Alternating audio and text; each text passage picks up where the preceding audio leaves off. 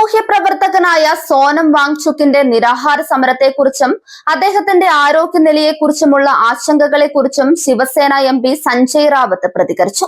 कर लीजिए, हाईकोर्ट को बोले आप जाइए और प्रधानमंत्री को निर्देश दीजिए और ये भी निर्देश दीजिए नीट पेपर लीक में जिस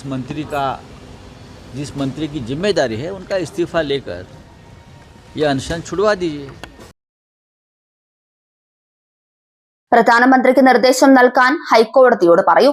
ഒപ്പം നീറ്റ് പരീക്ഷാ പേപ്പർ ചോർച്ചയ്ക്ക് ഉത്തരവാദികളായ മന്ത്രിയുടെ രാജി വാങ്ങാനും ഈ നിരാഹാര സമരം അവസാനിപ്പിക്കാനും അവർ നിർദ്ദേശം നൽകട്ടെ.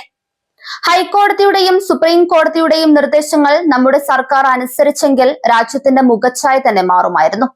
മറ്റൊരു കാര്യം കൂടി പറയട്ടെ. സോനം വാങ്ചുക് നിരാഹാര സമരം തുടങ്ങിയിട്ട് 20 ദിവസമായി.